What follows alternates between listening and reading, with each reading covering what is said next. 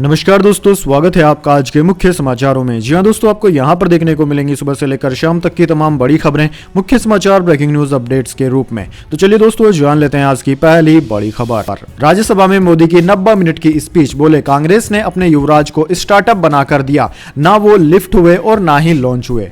जी हां दोस्तों, प्रधानमंत्री मोदी बुधवार को राज्यसभा में राष्ट्रपति के अभिभाषण पर बोल रहे थे। 90 मिनट की स्पीच की शुरुआत उन्होंने कांग्रेस से की और मोदी 3.0 पर खत्म किया। इस दौरान वे Nehru, Rahul, OBC, SC, ST आरक्षण और पीएसयू समेत कई मुद्दों पर बोले। उन्होंने कांग्रेस के लिए युवराज और कमांडो जैसे शब्द भी इस्तेमाल किए। दोस्तों, प्रधानमंत्री ने स्पीच के शुरुआत में कहा कि कांग्रेस अध्यक्ष खड़गे जी ने मुझे 400 सीटों का आशीर्वाद दिया। पश्चिम बंगाल से आपको जो चैलेंज मिला है कि कांग्रेस 40 पार नहीं कर पाएगी, मैं प्रार्थना करता हूं कि आप 40 बचा पाएं। ममता बनर्जी ने कहा था कि इस बार के लोकसभा चुनाव में कांग्रेस 40 सीटें भी नहीं बचा पाएंगी। पीएम ने राहुल गांधी के सरकारी कंपनियों के बंद होने के आरोपों पर कहा कि कांग्रेस ने अपने युवराज को स्टार्टअप बनाकर दिया, ना वो लिफ्ट हो रहा है और ना ही वो लॉन्च हो रहा है। प्रचार किया जा रहा है कि पीएसयू बंद हो गए। 2014 में देश में 234 पीएसयू थे, आज 254 है। भाई कौन सा अर्थमेटिक वो जानते हैं। इसके बाद दोस्तों, अगली बड़ी खबर। प्रधानमंत्री से मिले बिहार के सीएम नीतीश कुमार। 30 मिनट तक हुई गुफ्तगू। राज्यसभा की 6 सीटों पर चली बात। जी हां दोस्तों, बिहार के मुख्यमंत्री नीतीश कुमार ने बुधवार को प्रधानमंत्री मोदी से मुलाकात की। दोनों नेताओं की यह मुलाकात करीब 30 मिनट तक चली। बिहार में 28 जनवरी को महागठबंधन छोड़कर राष्ट्रीय जनतांत्रिक गठबंधन राजग में लौटने के बाद नीतीश ने पहली बार दिल्ली में पीएम मोदी के साथ बैठक की। नीतीश सरकार को 12 फरवरी को विश्वास मत का सामना भी करना है, जिसके केवल 5 दिन पहले दोनों नेताओं के बीच यह बैठक हुई है। नीतीश के राष्ट्रीय राजधानी में केंद्रीय गृह मंत्री अमित शाह और भारतीय जनता पार्टी अध्यक्ष जेपी नड्डा से भी मिलने की उम्मीद है। बिहार के उप मुख्यमंत्री सम्राट चौधरी और विजय कुमार सिन्हा ने सोमवार को प्रधानमंत्री से मुलाकात की थी। जदयू सूत्रों के मुताबिक भाजपा के शीर्ष नेताओं से नीतीश की मुलाकात के दौरान राज्य में राज्यसभा चुनाव से जुड़े मुद्दों पर भी चर्चा हुई। बिहार में राज्यसभा की 6 सीटें खाली हो रही है, जिसके लिए 27 जनवरी को चुनाव होना है। इन 6 सीटों में से 2 पर वर्तमान में जदयू का कब्जा है, जबकि 2 राजद के खाते में है। इसके बाद दोस्तों, जान लेते हैं अगली बड़ी खबर। कोर्ट से सीएम केजरीवाल को झटका। ईडी की अर्जी पर 17 फरवरी तक पेश होने का आदेश।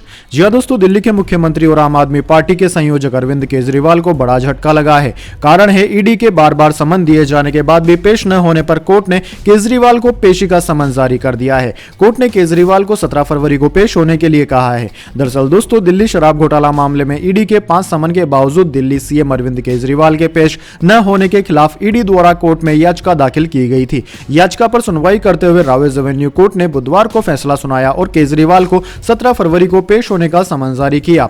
एसीएमएम दिव्या मल्होत्रा ने यह आदेश दिया है। दोस्तों, आपकी जानकारी के लिए बता दें, शराब नीति घोटाला मामले में ईडी दिल्ली के सीएम अरविंद केजरीवाल से पूछताछ करना चाहती है। ईडी का तर्क है कि वह केस में केजरीवाल का बयान दर्ज करना चाहती है। इसको लेकर केजरीवाल को 5 बार समन जारी किया जा चुका है। इसके बाद दोस्तों, अगली खबर। उत्तराखंड विधानसभा में पास हुआ धामी सरकार का यूनिफॉर्म सिविल कोड बिल। जी हां दोस्तों, इस वक्त की बड़ी खबर तो यही है कि उत्तराखंड विधानसभा में यूनिफॉर्म सिविल कोड पास हो गया है। उत्तराखंड ऐसा करने वाला देश का पहला राज्य बन गया है। अब दोस्तों, समान नागरिक संहिता कानून लागू करने वाला राज्य, देश का पहला राज्य उत्तराखंड बन गया है। यहाँ पर रहने वाले सभी नागरिकों पर समान कानून लागू होंगे। इसके अलावा जो यहाँ पर रह रहे हैं, यानी कि दूसरे राज्य के मूल निवासी हैं लेकिन उत्तराखंड के अंदर रह रहे हैं, वो भी इस नियम के अंतर्गत ही आएंगे।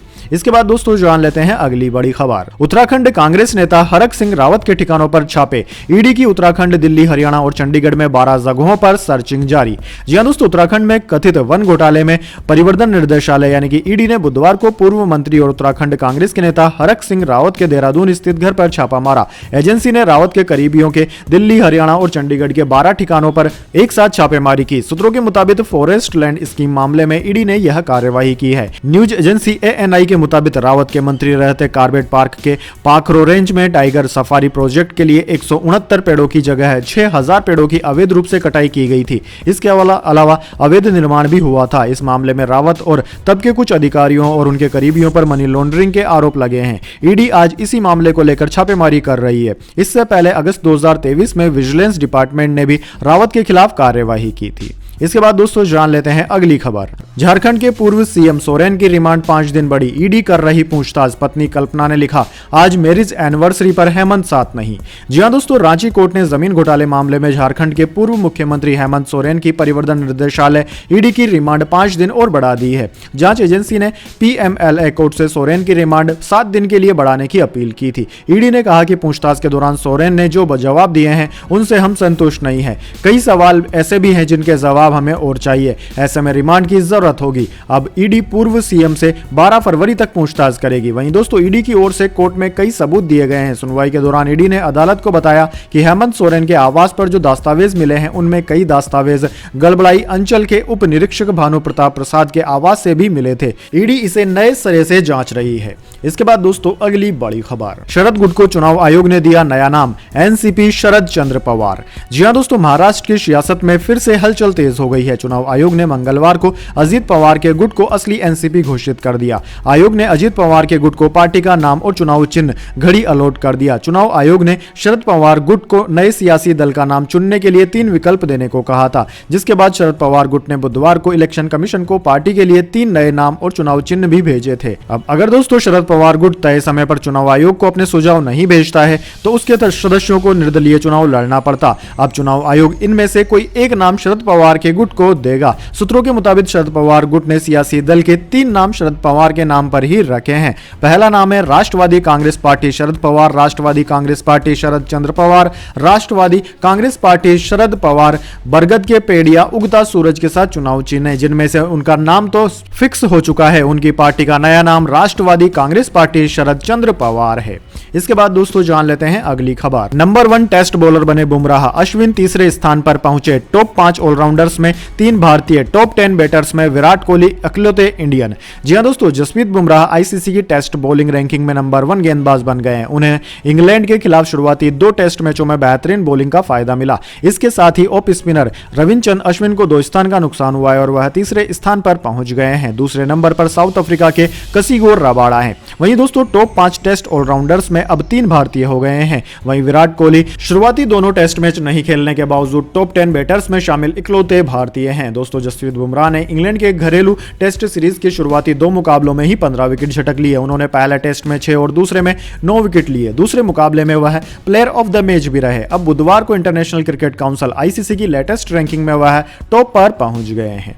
इसके बाद दोस्तों जान लेते हैं अगली खबर। राजस्थान में पेट्रोल डीजल होगा सस्ता, महिलाओं के लिए बड़े ऐलान। इतिहास रचने के लिए दिया ने पैक किया पिटारा। जी हां दोस्तों, राजस्थान विधानसभा में भजनलाल सरकार की ओर से पहला बजट पेश किया जाएगा, जिसे वित्त मंत्री दिया कुमारी पेश करेंगी। डिप्टी सीएम और वित्त मंत्री दिया कुमारी ने वित्त वर्ष 2024-25 के राज्य बजट को अंतिम रूप दे दिया है। अब 8 फरवरी को दिया कुमारी विधानसभा में अपना पिटारा खोलेंगी। यह लेखानुदान काफी अहम होने वाला है, क्योंकि दिया कुमारी वित्त मंत्री के रूप में बजट पेश कर इतिहास रचने वाली है। राजस्थान में पहली बार स्वतंत्र रूप से किसी महिला वित्त मंत्री के रूप में बजट पेश वे करेंगी। इससे पहले वसुंधरा राजे ने बजट पेश किया था, लेकिन उन्होंने मुख्यमंत्री के रूप में बजट पेश किया था। साल 2003 से 2023 तक सीएम द्वारा ही बजट पेश किया जाता रहा है, यानी कि 20 साल बाद किसी पूर्णकालिक वित्त मंत्री द्वारा बजट पेश किया जाएगा। इसके बाद दोस्तों अगली बड़ी खबर, bullet train AI mega tourism industry. प्रधानमंत्री नरेंद्र मोदी ने संसद में बताया मोदी 3.0 का ब्लूप्रिंट। जी हां दोस्तों, राज्यसभा में प्रधानमंत्री मोदी ने अपने तीसरे कार्यकाल यानी कि मोदी 3.0 की भविष्यवाणी भी की है और दावा किया है